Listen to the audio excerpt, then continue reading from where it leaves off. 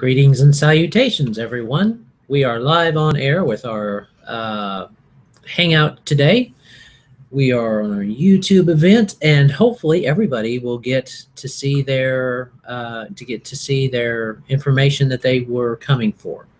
Like I said, we are like the description said of the video, we are covering healthy fats. We were supposed to do it last week, but we had technical problems. So hopefully this week everything will go smooth.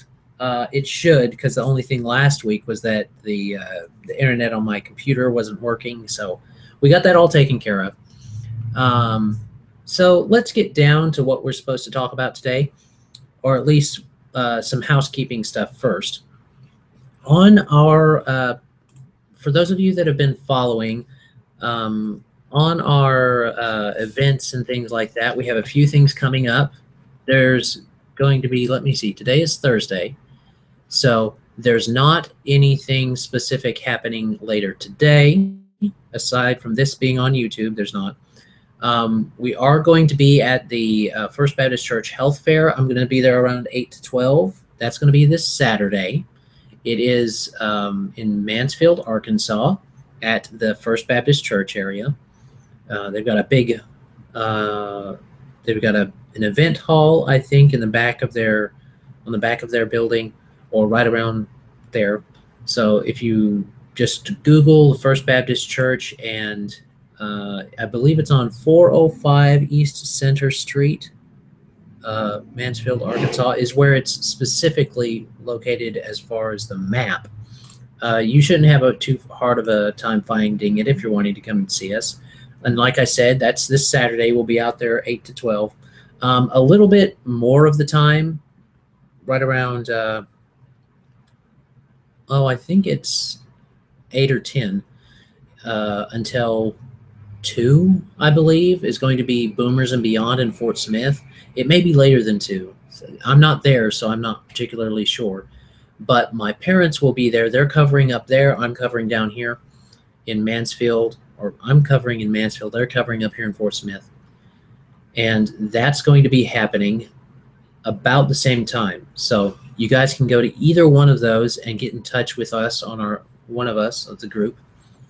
We are going to also have nothing. We're not having anything going on next week, and we're going to start. We're going to use that time to decide what events we're going to have next month, and see where things go from there. We already know that one thing we're going to do next month is on, let me see, the 17th of next month is actually the date for our outreach, our community outreach, with that fun little thing, that Pokemon event we're doing. I thought it was this month. I was mistaken. Sorry if anybody got that idea from me. That's totally my fault. But I apologize for that. In between those two times, though, Election Day is coming up, so be sure to vote if you want to vote, and so on and so forth. And let me see. I believe that's all of our events that we have going on that I need to announce right this moment. We're still doing our events every Tuesday. The CRN that meets over at Sweet Bay Coffee on Rogers. I would still encourage anybody that's either a small business owner or not a small business owner to come out to those. We have lots of people. Well, we have at least 8 regular attendants, and then it sometimes swells to 15 different people. I've seen it up to 20 or 30 different people on a really, really good day. That was when we were meeting somewhere else, but it's the same time. So I would encourage you guys to come out to that. Like I said, it's every Tuesday, aside from holiday-related changes, and it is at the Sweet Bay Coffee on Rogers, across from Creekmore Park, right there near the main branch of the library. So that's all the events coming up that I remember. If you have events that, if you're a member of the Eden Wellness Alliance and you have events that you want shared or talked about, this is a good place to do it. You just got to send me the information. You have to physically send me the information. I'm not responsible for promoting your events if I don't know about them. Okie dokie. And have physical, like an email or something like that. Okay. All right. coming back to what our title is, we're talking about your big, fat, healthy heart. You know, big, fat Greek wedding is what I thought about, and I was like, oh, big, fat, healthy heart, which kind of fits because the Mediterranean diet is pretty good for your heart. We're actually going to be going over a article by John Hopkins University. Let me see, the author of this, I want to make sure that I give all credit where credit is due, and if you want to read the article for yourself in full, then you can go to the link that we have both in the description, or if you're watching this on our website, you can do the click here option, and that will be the best spot that you can just click to.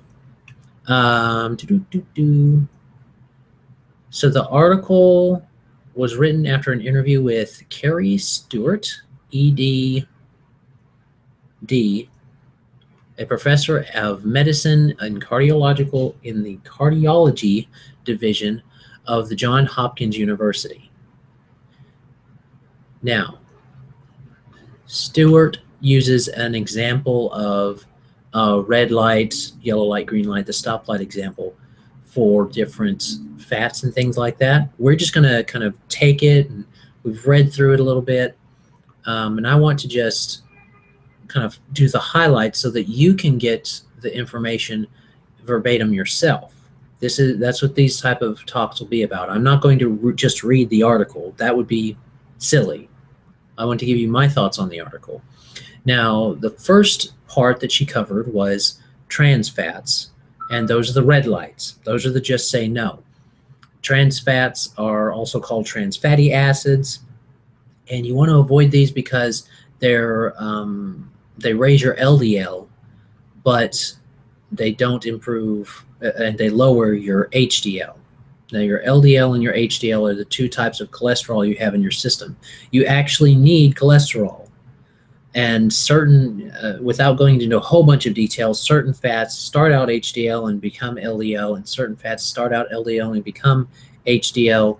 So you want to, if you're going to really dive into this, then this is not necessarily the article for you, but this is a good article for those starting to get a handle on their heart health and how fatty acids and lipids pertain to that.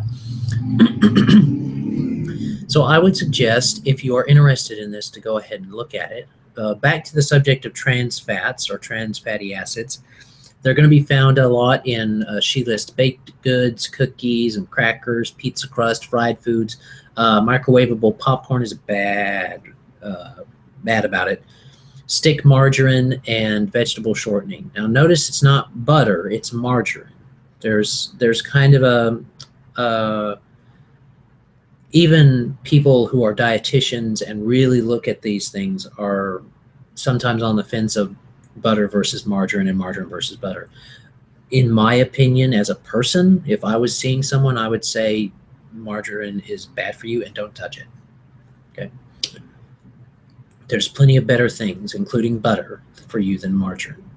And if you want to identify these, she suggests looking for partially hydrogenated oils on the ingredients list, on your food labels, because that's going to tip you off that the fats that are in there are going to be, or likely to be, trans fats, because they've been partially hydrogenated. They've been processed in some way. And a lot of that, ironically, happens with your health foods. If they're not a company that's actually worried about whether it's healthy for you, and they're just trying to monitor your calorie count, which is not the best way to monitor your health of your food, then they don't care about using partially hydrogenated oils. So keep an eye out for that. Now, the yellow lights that she highlights are the saturated fats, and they're ones you want to limit but not exclude. You don't have to exclude them. You don't want any of the ones in the trans fatty area. You want to have those, like, you're not going to get around your little splurges like pizza or cookies or some crackers or cake. I mean, you want to splurge a little bit sometimes, but they're red lights. You don't do it all the time. You stop. The yellow lights are something that you can consume every day that aren't going to have any long-term detrimental effects, but of course you want to do it in moderation. You want to limit it. She suggests limiting she suggests limiting your saturated fats to less than 10% of your daily calories, which can be tricky sometimes. And I would advocate that you would want to look at this differently if you were a high activity person or a person that's doing a lot of exercising or body work. Then you're definitely going to want to adjust your fat intakes. These are typically called unsaturated, and they are usually liquid or semi-solid at room temperature. They can be found in, she lists, they can be found in fatty meats, including beef, lamb, pork, and poultry with the skin, and whole 1% or 2% milk, or dairy products made with these milks, including cheese, butter, and ice cream. Now, the saturated fats tend to be solid. She points out that tend to be solid at at room temperature rather than liquid, but not all the time. Palm oil and coconut oil also contain saturated fats, which is a good point. Coconut oil is really good for you, but it contains saturated fats. The difference is they're going to be plant fats versus animal fats, and that's another division you can take when you're thinking about lipids and how they're going to affect your heart. Plant lipids tend to be more easily digested than animal lipids. They're definitely, if they're left in this form, if they're left in their normal form. If you get partially hydrogenated plant oils, like a lot of the cooking oils, corn oils, are iffy on this. You want to really watch it, because you want to know what type of corn it is. You're not going to want to eat a lot of corn that's been, because they can take those these would normally be saturated or even unsaturated fats if you're looking at corn, for our example, and then they become more akin to trans fats when you overprocess them. So there's always that to consider. But in general, it's the saturated fats that you're wanting to kind of give a mid-range of consumption to. And like she said limiting to 10% of your daily calorie intakes. And like I pointed out before, that's going to depend on your activity level, what you're wanting to accomplish, different things like that, and the sources and the quality of what you're getting. Not all butter is created equal. Not all milk is created equal. Know what you're drinking and eating. But that's a discussion for another time. Finally, we get to unsaturated fats in her article, and the article talks about the health. This is the heart healthiest kinds, the ones that are healthiest for your heart. And you can eat these quite a bit more.